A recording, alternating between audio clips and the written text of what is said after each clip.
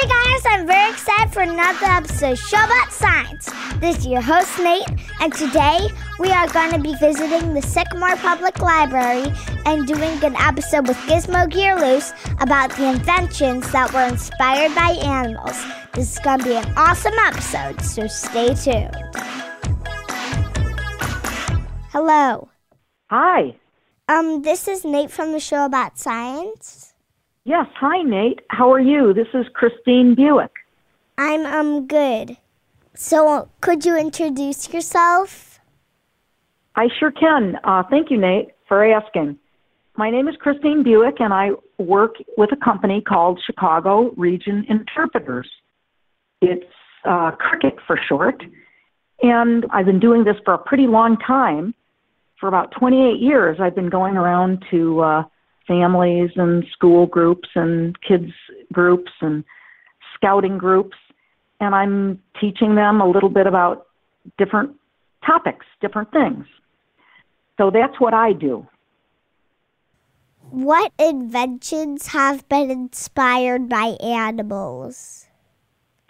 Oh, you're talking about a program called Animal Inventors. And I think you saw this show, and you really seemed to enjoy participating in that when I came and was talking about animals and how animal and plant adaptations are a lot like inventions that people use to help them survive in the cold, cruel world. Is that what you're referring to, Nate? Yes. So in that Animal Inventors show that I perform at different places, I come as a character, and that person's name is Professor Gizmo Gearloose. So, let's hear a clip from the Animal Inventor show where you introduced yourself. I'm Professor Gizmo Gearloose at your service, and I'm a little bit of a scientist. But people think I'm a little bit of a crazy scientist. Yes, I sometimes have a lab coat on, but most of the time, my science is out in Mother Nature's world.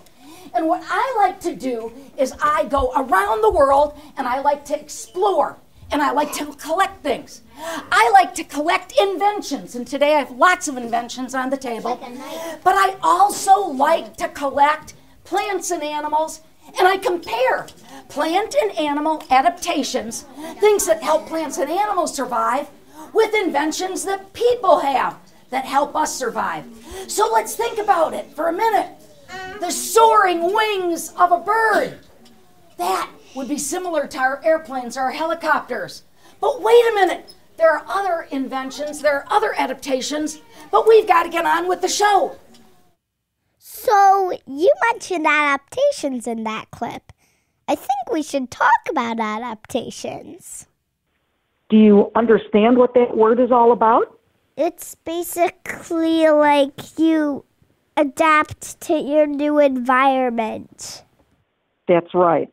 And so when you think about Mother Nature's world or the world around us, both animals and plants have to have special features or special ways to be able to survive in their world, in their environment. And if they don't have these things, then some of these plants or animals might not be able to live very long.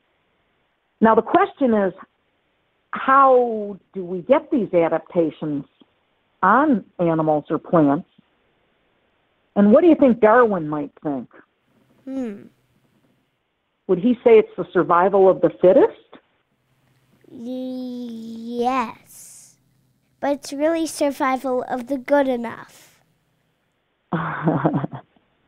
So plants or animals that might have special features might be the ones that are able to survive, and then they would have babies, and then that special adaptation would continue on, and that adaptation would be helping that particular animal or group of animals be able to survive. So let's talk about some man-made inventions that were inspired by animals. I think straw looks like something, but I don't know what. So you're saying that the invention of the straw, you would like to compare that with something that might be on some type of animal? Yes. So what about if we're thinking about a tube that you can suck things through, and there's a nasty little insect that nobody likes in the summertime that might poke you with this thing? What would that be? That's an easy one. Mosquito and proboscis. Yes. So, I've got another animal invention that reminds me of an animal in nature. I think we can compare the hard hat with something. yes, the hard hat or any kind of helmet, like a bicycle helmet that all kids should be using when they're riding on their bicycles, that thing's really hard, and a hard hat is hard so that if you're on a construction site, if something falls off the building, if it hits you on the head, if it hits your hard hat, hopefully you won't get too hurt. Now, some animals have very hard coverings, and some of those animals, I can think of one offhand, I bring it to my show, it's a box turtle. All right. Do you remember seeing the box turtle when I happened to see you last fall? Yes, I did. Was its shell pretty hard? Yes, it was. And also, I totally remember that snake. It was awesome. Which brings me to a question for the audience. Can you think of any inventions that might have been inspired by snakes? Professor Gizmo Gearloose has some ideas. So let's hear another clip from the show. I brought in an invention that can explain a little bit more about how the corn snake can actually eat a mouse, swallowing them whole in a single gulp. I want you to look at this pair of pliers, but this is very special because plumbers use this pair of pliers when they want to tighten pipes. In the jaws of the pliers, the pipe can go, but sometimes pipes are very big. So look what can happen, almost like magic.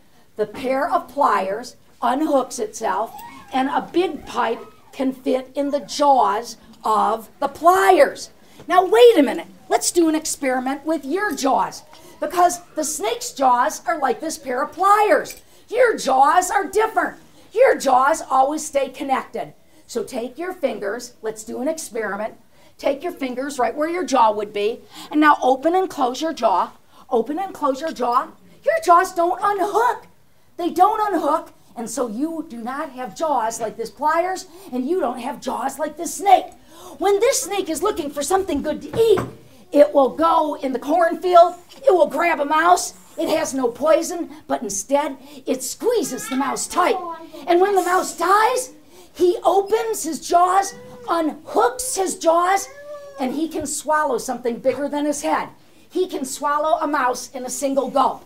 If you had snake's jaws, you would be able to swallow a cantaloupe melon whole. Imagine that. Let's give the corn snake a nice round of polite applause. And later, we're going to take him out. But right now, everyone say, bye, corn snake. Bye, corn snake. Everyone wave and say, bye, corn snake. Bye, corn snake. Because we need to get on with the show. I totally love that snake.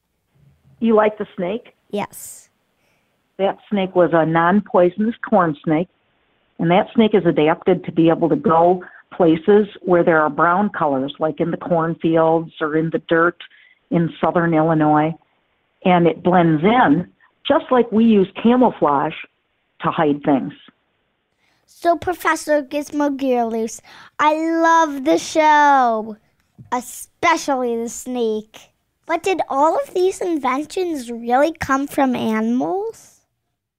I'm not sure how many animals helped to invent some of these things. I'm not sure that people always look to Mother Nature's world, to the natural world, and get inspiration. I wish they did it more often. What do you think? I think they do it not as often as they could, but they do it which is good because they do sometimes do it. By the way, Abraham Lincoln came to my school today. He's a pretty cool dude, isn't he? Yeah, his birthday's the same birthday as Charles Darwin, apparently. Really? Really? I didn't know that. Yeah, was he good? Was Lincoln good today? Yes, he was. He was telling outlandish tales. Only kidding. His wife said that. Ah. Now, listen, Nate, we need to talk about one more thing because we've only been talking about animals most of the time and animal adaptations, and we haven't been talking at all about plant adaptations. And so remember how you were talking about the hard hat or the helmet and how hard it was? Right. And you were asking me about what animals would be similar to that invention of the hard hat or the helmet. But remember, plants have special adaptations too to protect them out in the natural world. So I'm wondering if you can take that hard hat and think of what plants might be similar to a very hard helmet. Maybe like trees because they have hard bark. And that would be exactly right, the tree bark. Also like nuts and seeds, like a big coconut. Yeah. Thank you for being on the show. Thanks, Nate, for having me be on the show and that we could discuss all of these great topics. You're a great host. Thanks. And it's been a great time being with you on your special science show. Thank you for the invitation. You're very welcome. And could you tell our listeners more information about how to find your shows? My website is cricketshows.com. And cricketshows.com is where you can reach me, Christine Buik, with Chicago Region Interpreters. I do Animal Inventors and many other science-based programs. Bye, Nate. Take care. Thanks a lot. There you have it, folks. The show about science is complete. But don't shut the recording off because Gizmo Gearloose has a great announcement. I have one last announcement. I have a friend here, and this friend has a microphone. I want you to look at who this guy is. Can everybody say hi, Nate? Hi, Nate. Nate's pretty cool, and he's got this microphone. So while you're going around, Nate might want to come and interview you, if it's okay with you. Hi, what's your name? Henry. And what was your favorite part of the show? My dewy iguana. And why'd you like the iguana so much? Because it does look cool. Hello, what's your name? Piper. What was your favorite part of the show? The snake. And why'd you like the snake? Well, I usually come here and I'm used to seeing snakes. What did you think of the show? I thought it was really awesome. And what was your favorite part of the show? My favorite part of the show was when the snake came out. That seems like an all-time favorite. And what's your name? My name is Jack. Hello, what's your name? Jenna. What was your favorite part of the show, Jenna?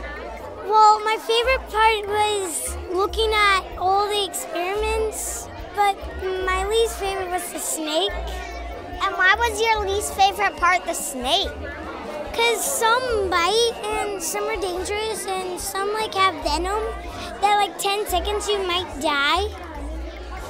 That's actually some pretty good advice for anyone walking out in the desert. Be aware of the snakes. Thank you for being on the show, Jenna. You're welcome. Hello, what's your name? Harper. What was your favorite part of the show, Harper? The turtle. And why'd you like the turtle so much? Because its back feels really cool. Thank you for being on the show, Harper. You're welcome. Hello, what's your name? Blake. And what was your favorite part of the show? The part where she was showing the snake. And why do you like the snakes so much? Because I just like snakes a lot. Like, what do you think is so cool about them? That they can swallow stuff whole. That's very cool, right? Yeah. Thank you for being on the show. You're welcome. Hello, what's your name? Yona. And what was your favorite part of the show? Animals. And why do you like the animals so much? Because I love animals. That's nice to hear. Thank you for being on the show. You're welcome. Hello, what's your name? My name's Callum.